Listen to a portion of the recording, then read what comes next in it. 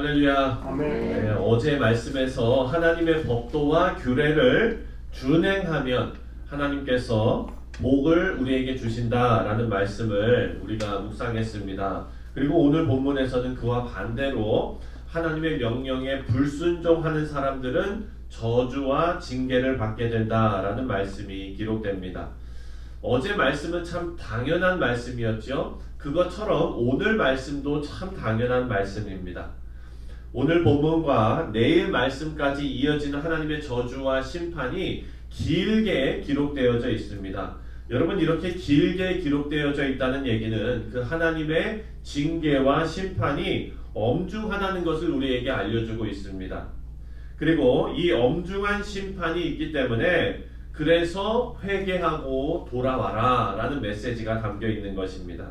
14절과 15절을 보면 죄를 하나님의 말씀을 거부하는 것으로 정의하고 있습니다. 우리 14절과 15절 함께 읽겠습니다. 시작.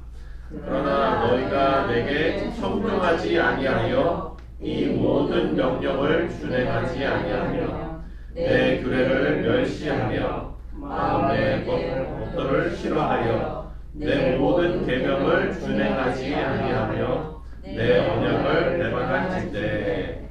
여러분, 우리가 죄를 생각할 때 자연스럽게 어떤 사회의 도덕적인 규범을 어기는 것, 그런 도덕적인 규범에서 어긋난 행동을 하는 것으로 생각하는 경우가 있습니다. 하지만 성경이 말하는 죄는요, 그런 것이 아니라 하나님의 말씀에서 벗어난 것을 의미합니다.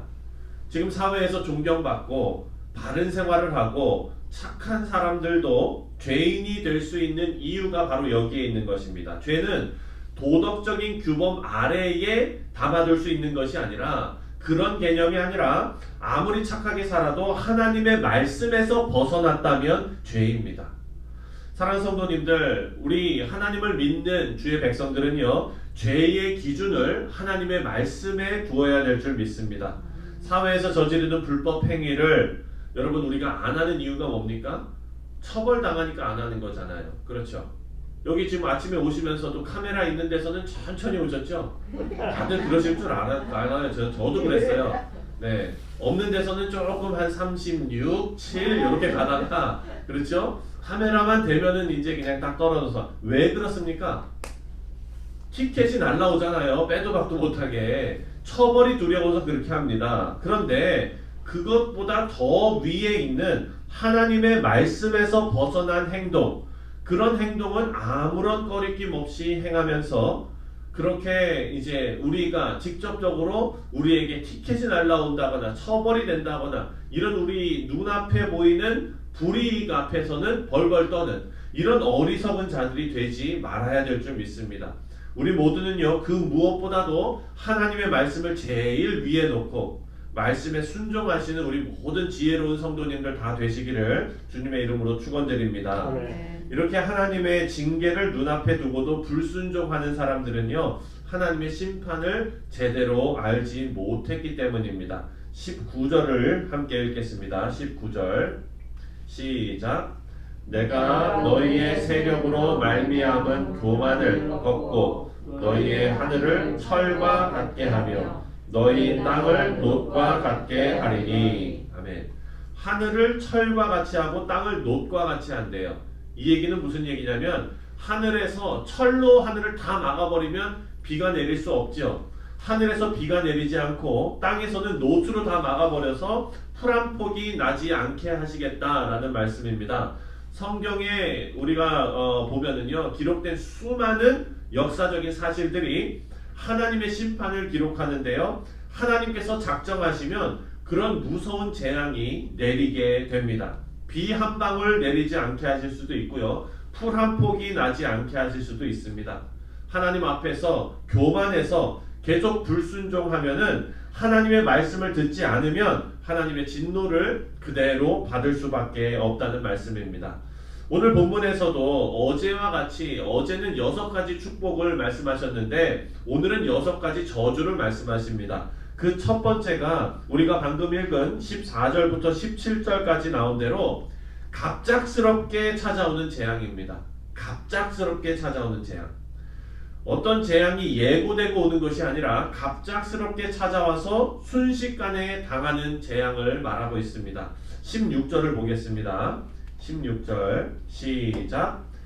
내가 이같이 너희에게 행하리니 곧 내가 너희에게 놀라운 재앙을 내려 폐병과 열병으로 눈이 어둡고 생명이 쇠약하게 할 것이요 너희 파종은 헛되리니 너희의 대적이 그것을 먹을 것임이며. 여러분, 폐병과 열병이 갑자기 찾아오고 눈이 어둡고 생명이 쇠약해진대요.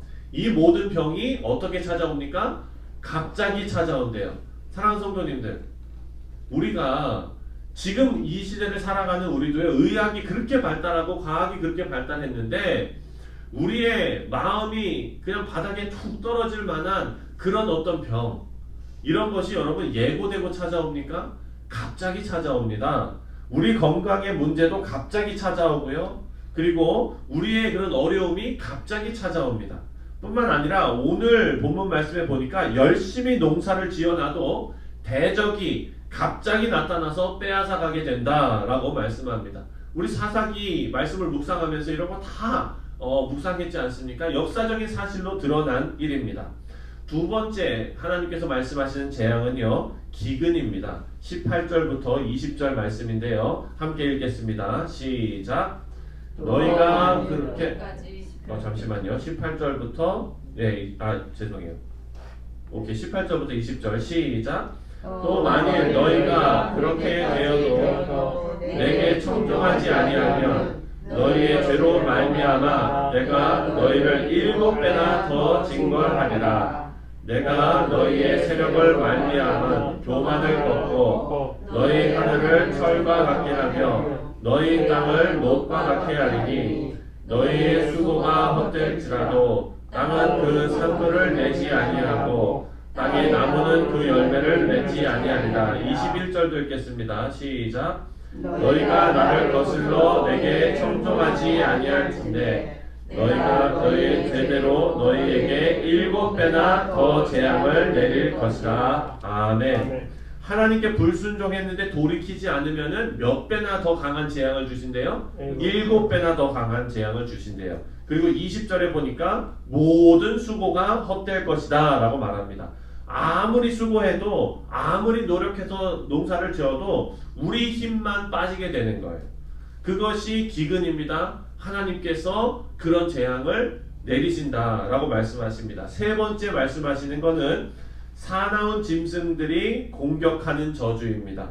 21절과 22절인데 우리 22절 읽겠습니다. 22절 시작. 내가 들짐승을 너희 중에 보내리니 그것들이 너희 자녀를 움키고 너희 가축을 멸하며 너희의 수요를 줄이니 너희의 길들이 황폐하리라. 아멘.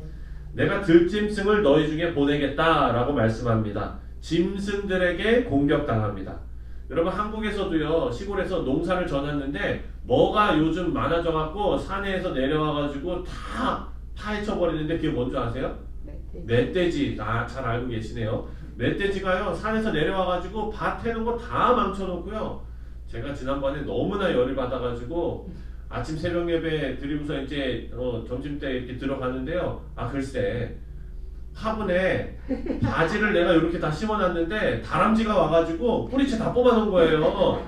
얼마나 약이 오르든지 요걸 잡아가지고 내가 그냥 아주 주의 이름으로 심판을 해야 되는데, 와, 이렇게 그냥 아무리 수고하고 맨날 물 줘도요, 그렇게 내려와가지고 확 파헤쳐 놓으니까 그냥 이 말씀을 읽으면서 제가 얼마나 공감이 되든지.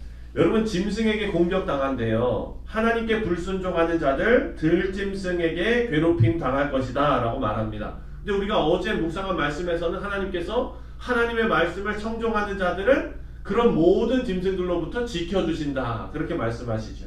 네 번째부터 여섯 번째까지는 내일 묵상할 겁니다.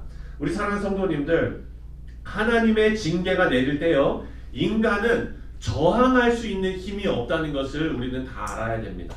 하나님께서 만물의 창조자이시고 주관자이시기 때문에 피조물인 우리는요, 아무런 힘이 없어요. 저항할 힘이 우리에게는 없습니다.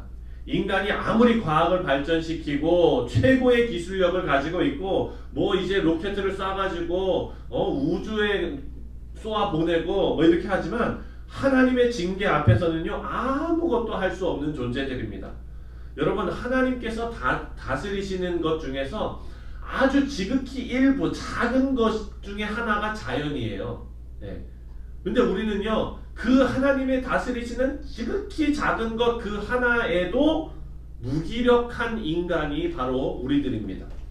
여러분 우리가 태풍이 불거나 홍수가 나거나 기근이 일거나 우리가 할 수 있는 게 아무것도 없어요. 그것을 고스란히 다 당하고 복구하는 것밖에는 없습니다.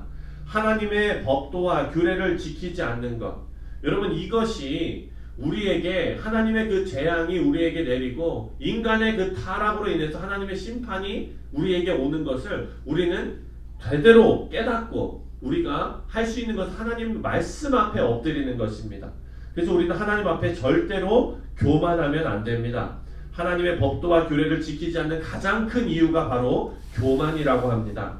안 해도 될 것 같고 말씀대로 살지 않아도 지금 그냥 잘 먹고 잘 사는 것 같고 그리고 내가 이렇게 계속 살 수 있을 것 같고 이런 것이 여러분 다른 게 교만이 아니라 이런 마음이 교만이라는 것입니다.